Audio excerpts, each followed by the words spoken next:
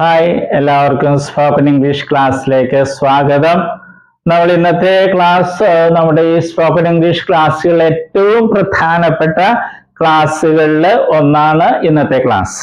ഇന്ന് നമ്മൾ വെർബ് എന്ന് വെച്ചാൽ എന്താണ് നമ്മൾ പറയാ മലയാളത്തില്? ക്രിയ അല്ലെ? പോവുക, വരിക, അങ്ങനെയൊക്കെ പറയുന്നതാണ് ക്രിയ എന്ന് നമുക്കറിയാം. അതാണ് നമ്മൾ ഇന്ന് കാണുന്നത്. അപ്പൊ നമ്മുടെ ഭാഷയിൽ ഇപ്പൊ ഒരു വാക്കെടുക്ക്, എഴുതുക. ഇംഗ്ലീഷിൽ right.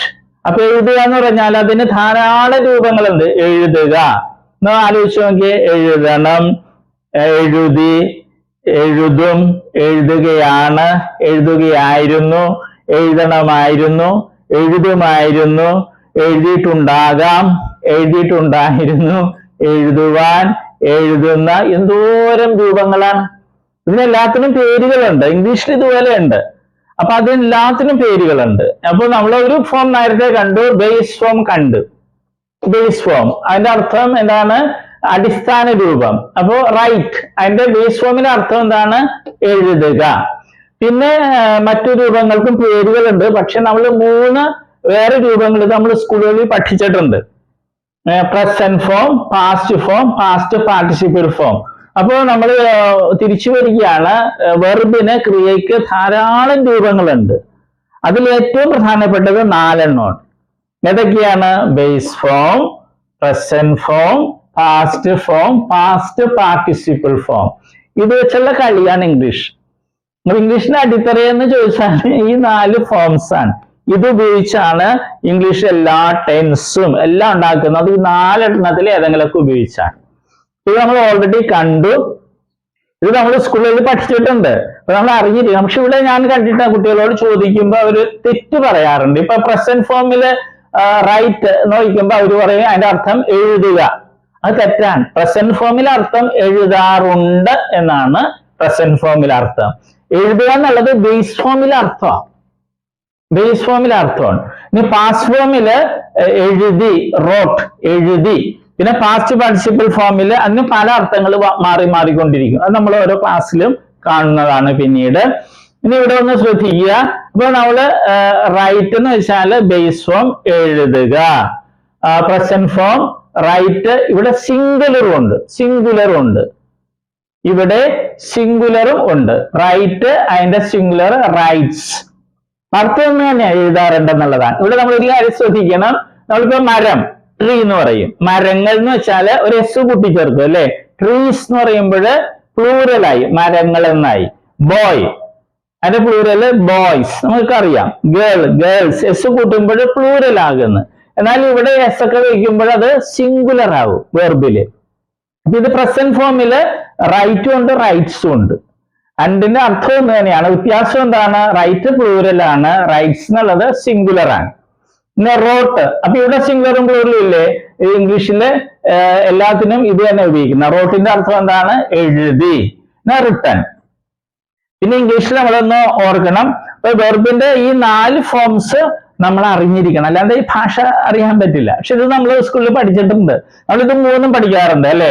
Right, wrote, written, come, came, come, go, went, gone, അങ്ങനെ പറഞ്ഞ് പഠിച്ചിട്ടില്ല. അത് തന്നെ സാധനം. പക്ഷെ അർത്ഥം നമ്മൾ മലയാളത്തിൽ അറിഞ്ഞിരിക്കുക. പിന്നെ നമ്മൾ അറിയണം, ഇംഗ്ലീഷില് ഒത്തിരി വെർബുകളുണ്ട്, ക്രിയകളുണ്ട്. അതിന്റെ ഈ past form, past participle form ഒക്കെ ഉണ്ടാക്കുന്നത് എങ്ങനെയാണ്? ഇ എന്നോ അല്ലെങ്കിൽ ഡി എന്നോ ചേർത്താണ് ഉണ്ടാക്കുന്നത്. ഒട്ടുമിക്ക വെർബുകളുടെയും ക്രിയകളുടെയും ഈ ഫോംസ് ഉണ്ടാക്കുന്നത് ഇതിന്റെ കൂടെ ഈ ഡി എന്നോ അല്ലെങ്കിൽ ഇ ഡി എന്നോ ചേർക്കും. പക്ഷെ അല്ലാതെ ഉണ്ട് വെർബുകൾ. ഇപ്പൊ നമ്മൾ കാണുന്നതന്നെ റൈറ്റ്, റൈറ്റ്, റോട്ട്, റിട്ടൺ ആണ്.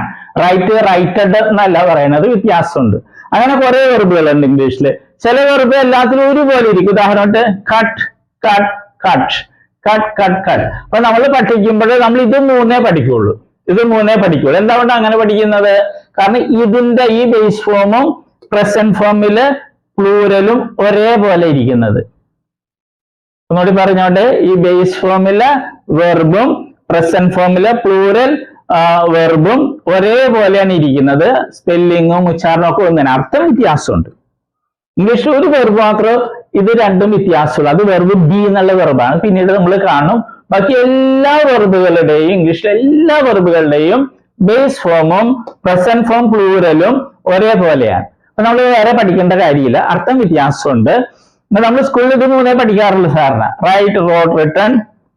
അപ്പൊ നമ്മൾ കാണുന്നത് വെർബുകൾക്കുള്ള ഒരു പ്രത്യേകത എന്താണ്? ഇംഗ്ലീഷിലെ കുറെ വെർബുകൾ ഒരേപോലെ ഇരിക്കുന്നത്. Cut, cut, cut. ഇതിന്റെ അർത്ഥം എന്താണ്? കട്ട്, ഇവിടെ മുറിക്കുക അല്ലേ, ബേസ് ഫോമിൽ മുറിക്കുക. പക്ഷെ ഇത് നമ്മൾ പഠിക്കില്ല, ഇതേ പഠിക്കുള്ളൂ, മൂന്നെണ്ണം പഠിക്കുള്ളൂ. ഇതിന്റെ അർത്ഥം നമുക്കറിയാം. കട്ട്, മുറിക്കുക. ഇതിന്റെ അർത്ഥം എന്തായിരിക്കും? കട്ട്, മുറിക്കാറുണ്ട്. കട്ട്സും മുറിക്കാറുണ്ട്. ഇത് വ്യത്യാസം എന്താണ്? ഇത് പ്ലൂറല്, ഇത് സിംഗുലർ. ഇവിടെ കട്ട് എന്ന് പറയുമ്പോൾ പാസ്റ്റ് ഫോമില് മുറിച്ചു എന്നുള്ളതാകും. പാസ്റ്റ് പാർട്ടിസിപ്പിൾ ഫോമില് അതിന് പല അർത്ഥങ്ങളും മാറി മാറി വരും. ഇനി ചില കുറെ വെർബുകള്, അപ്പൊ ഇത് മൂന്നും ഒരേപോലെ ഇരിക്കണം, കട്ട്, കട്ട്, കട്ട്. ഇനി ചില വെർബുകള് ഇത് രണ്ടെണ്ണം വരിക്കും. ടീച്ച് എന്ന് വെച്ചാല് പഠിപ്പിക്കുക. അപ്പൊ ടീച്ച്, ടീച്ചസ്, പഠിപ്പിക്കാറുണ്ട്. രണ്ടും അർത്ഥം തന്നെയാണ്. ഇത് പ്ലൂറല്, ഇത് singular. Teaches singular, teach plural. Taught എന്ന് പറയുമ്പോൾ അതിന്റെ അർത്ഥം എന്താണ്? പഠിപ്പിച്ചു. പിന്നെ പാസ്റ്റ് പാർട്ടിസിപ്പിൾ. കോൾ, വിളിക്കുക. ഇവിടെ കോൾ എന്ന് പറയുമ്പോൾ വിളിക്കാറുണ്ട്. പ്രസന്റ് ഫോമിൽ അർത്ഥം വിളിക്കാന്നല്ല. ഒത്തിരി പേർക്ക് തെറ്റ് പറയാറുണ്ട്. പ്രസന്റ് ഫോമിൽ ചോദിച്ചാൽ പറയാം വിളിക്കാന്ന് പറയും. No no no, it is wrong. അത് ബേസ് ഫോമിൽ അതിന്റെ അർത്ഥം. പ്രസന്റ് ഫോമിൽ വിളിക്കാറുണ്ട്, വിളിക്കാറുണ്ട്. അപ്പൊ അതിന് സിംഗുലറും ഉണ്ട്. പിന്നെ അതിന്റെ പാസ്റ്റ് ഫോം ED ചേർക്കാൻ മതി. കോൾഡ്, വിളിച്ചു. പിന്നെ പാസ്റ്റ് പാർട്ടിസിപ്പിൾ ഫോം. അപ്പൊ ഇവിടെ സിംഗുലർ പ്ലൂറലൊക്കെ ഒന്ന് തന്നെയാണ് ഇംഗ്ലീഷുകാർ ഉപയോഗിക്കുന്നത്. മൂവ്, ചലിക്കാറുണ്ട്, ചലിപ്പിക്കാറുണ്ട്, പല അർത്ഥമുണ്ട്. മൂവ്, ഇവിടെ ചലിപ്പിക്കുക അല്ലെ, മൂവിന്റെ അർത്ഥം ചലിപ്പിക്കുക അല്ലെങ്കിൽ ചലിക്കുക. അല്ലെങ്കിൽ ഇവിടെ ചലിക്കാറുണ്ട്, പ്രസന്റ് ഫോമിലെ അർത്ഥം ചലിക്കാറുണ്ട്. പാസ്റ്റ് ഫോമിലെ അർത്ഥം ചലിച്ചു അല്ലെങ്കിൽ ചലിപ്പിച്ചു, മാറ്റി എന്നൊക്കെ അർത്ഥത്തിൽ നമ്മൾ പറയാറില്ലേ. ഇവിടെ ടേബിളിൽ ഞാൻ അങ്ങോട്ട് മാറ്റി, മൂവ്ഡ് ഫ്രം ഹിയർ. അപ്പൊ ഇത് നമ്മൾ അറിഞ്ഞിരിക്കണം. ഇത് നമ്മുടെ സ്പോക്കൺ ഇംഗ്ലീഷ് ക്ലാസ് ഏറ്റവും പ്രധാനപ്പെട്ട ക്ലാസ്സുകളിൽ ഒന്ന് ഇതാ. അപ്പൊ ഒന്നുകൂടി ചുരുക്കിയാണ്, ക്രിയയ്ക്ക് വെർബിന് ധാരാളം ഫോംസ് ഉണ്ട്, രൂപങ്ങളുണ്ട് അല്ലേ.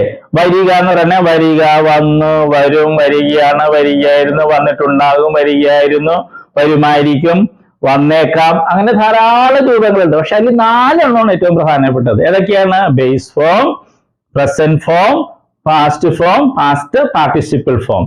അത് പക്ഷെ നമ്മളിത് 3 എണ്ണം പഠിക്കുള്ളൂ. അപ്പൊ നമ്മളൊരു ലിസ്റ്റ് ഉണ്ട്. ഇനി ഒരു 16 ക്ലാസ്സുകളിൽ നമ്മൾ 16 ലിസ്റ്റുകൾ നമുക്ക് കിട്ടും. അപ്പോൾ ഇത് വെർബിന്റെ പ്രത്യേകതകളൊക്കെ നമ്മളവിടെ കാണും. നമ്മൾ പഠിക്കണം. ഈ ഫോം അറിയാതെ ഇംഗ്ലീഷ് പറയാൻ പറ്റില്ല. ഇംഗ്ലീഷിന്റെ ബേസിസ് എന്ന് പറയുന്നത് ഈ 4 എണ്ണം വെച്ചുള്ള പരിപാടികളാണ്. അപ്പൊ ഇത് 3 നമ്മൾ പഠിക്കുകയുള്ളൂ. കം, കെയിം നമ്മൾ പഠിച്ചിട്ടുണ്ട് സ്കൂളിൽ. അത് തന്നെ ഇവിടെ നമ്മൾ പിന്നെ ഒരു ഓർഡർ ഇടുന്നത്. Do, did, done, go, went, gone, shake, shook, shaken, take, took, taken. ഓർക്കുന്നില്ലേ?